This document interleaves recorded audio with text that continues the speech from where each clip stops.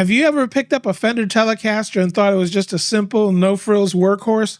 Well, think again. This iconic axe has a wild backstory packed with scandals, secrets, and surprises that changed rock and roll forever. In this video, I'm diving into the top 10 mind-blowing Telecaster facts that'll shatter what you thought you knew.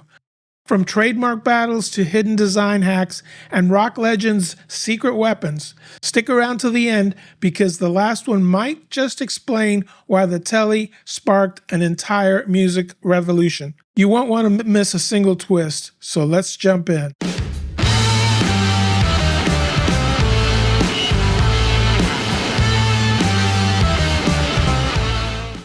So it was originally mocked as the boat paddle or the snow shovel. Why? Well, because when the Telecaster was unveiled back in 1951, the Telecaster's simple slab body just didn't quite hit it off.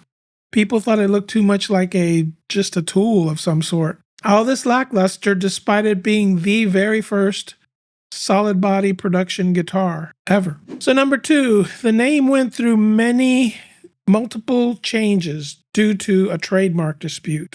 It started out as the Esquire, which was a single coil version, and then became the Broadcaster until Gretsch's Broadcaster drums were disputed and they had to change the name to nothing.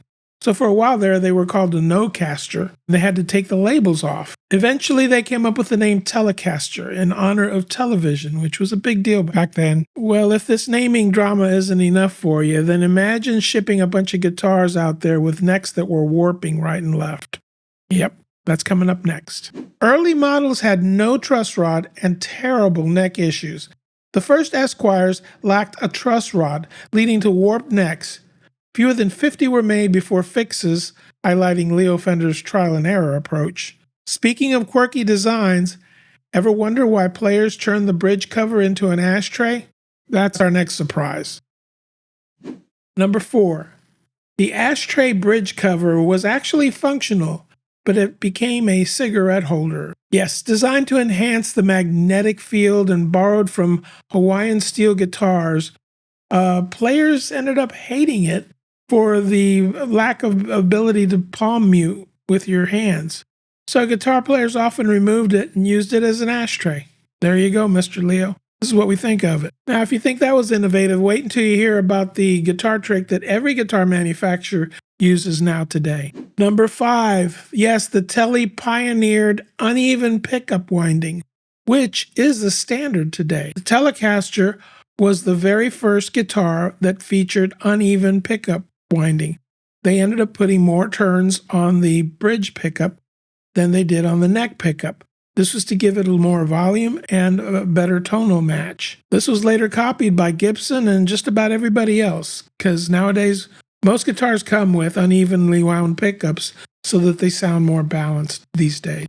While we're on the subject of the pickups, number 6, the original tone control was a complex blender and not a switch. In 1951, the original switch had in-between switch hacks that allowed 2 pickups to turn on simultaneously. It was later simplified in 1952, but for a while there, you had the ability to mix the 2 different pickups together as one. Now, did you know that some Teles were actually decorated with wallpaper?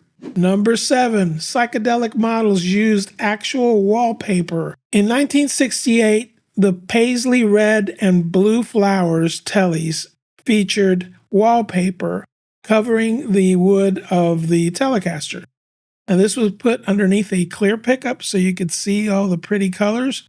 And this was another interesting approach to decorating guitars that was experimented with. This capitalized on the grooviness of the late 1960s. Well, from trippy guitar designs to Beatles history, we have another Tele that featured extremely heavy weight and was used in their final concert. Number 8, George Harrison's all-rosewood Telecaster was a gift from Fender. So built for the Beatles' Let It Be rooftop concert, this heavy rosewood Tele was actually later given to them as a gift and was not really in production for very long. Rock icons loved the Tele.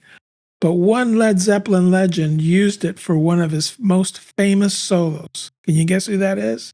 Number 9, Jimmy Page used the Telecaster for his famous solo in Stairway to Heaven. Although Jimmy Page is very well known for his Les Paul, Jimmy Page used a 1958 Telecaster for the famous solo in the Stairway to Heaven. And he also used it for many early Led Zeppelin tracks too. So if you're finding any value from this content and all the other content that I produced, please click like and subscribe. Tell your friends about it. And that helps us get the word out, and it helps our channel, and it helps us be able to make more of these kind of stories for all you guys that you enjoy, and mods and tips for guitar adjusting and trimming and intonating and all kinds of good stuff. So please leave a like, and thanks for your support. Number 10, Muddy Waters shocked UK audiences with a loud Telecaster on stage as he shocked his fans playing electric blues on a Tele. Yes, in 1958, his fans expecting an acoustic set, Muddy Waters came up on stage and he brought a Tele and an amplifier, and he played very loud and pretty much shocked the audience because it was not what they were expecting. This loud playing, in no doubt, helped to inspire many young rockers and kind of paved the way for the Telecaster to be used in not only country, but also rock, blues, and different genres that have all benefited from the introduction of this instrument. So there you have it, 10 surprises that prove that the Tele is more than meets the eye, inspiring many, many players for many, many years. Being the first solid body guitar has its benefits, and this is definitely one of them. It inspired a whole bunch of people to love and appreciate this guitar. So which one of these facts blew your mind? Let us know. Put it in the comments below.